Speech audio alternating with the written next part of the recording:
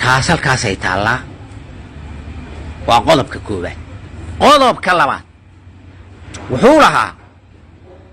waa leela dirare ku cambaar la leega dhigay inta la yeelay farmaajo isdhisa laba arab la way ilaahayna kama baqay noocay uu fircoon u hadli jiroon oo hadla fircoon wuxuu dhihi jiray hadalkayga hal qaadana hadal kala ma jiro cid kale oo hadalkeeni kartana ma jirto. axmed waa noocay fircoon hadalkiisa jubbaland hadalkiisa bas ka soconaya qof kale hadli kara ma jiro. anuu bigu yiri anaan u weyn anaan u yar kayga ninkan sida cadiis ku qaadanin jubbaland joogo ma moodo joogay sababtii fircoon ma taas nabi muuse xagga dhigayna waxa dheer bil iyo 14 iyo laba darawal oo baabuurta tiknikada wata training dagaal barayo lagu barayo guriga badda oo ay Soomaali wada taqaan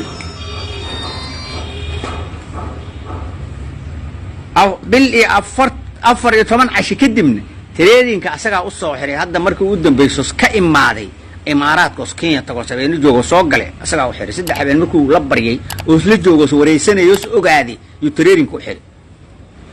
baabuurtu waxay yaalaan shir kale furayaashoodina wiil buu awl u dhigtay haddana asaga la wareegay furayaasha darawaliintii magaalada hadda loo diray waxa loogu dirin waa idin sheegi baabuurtaas koran yaa loo diyaariyay dhoobley inay tagaan qardajaax galaan wajeer ka galaan balad xaawa ka weeraraan madheera saasa loo diyaariyay baabuurtu 160 ciidan ha la qaaday 90 kala ku xigtay gaadiidkana la rabay in laga dabageeyo markii laga soo saara heshiiskii filla Soomaaliya kadib inta la diyaariyo idin sheegaya dadku wuxuu ugu sheekaynayaa waana soo weerara iyo qola inta weerar ka soo rewaamihi ama dadkii deegaanka ahaa markii uu ka dhaadhicin waayo ka ciwaayeen wuxuu u bedelay arinta inuu asaga u weerar taga gobolka Gado kadib si dadkaas ay u caroodaan oo dadka walaalaha oo kala ay ayaga u soo weeraraan oo leeyahay ogaadeenana soo weerar ama absamaana soo weerar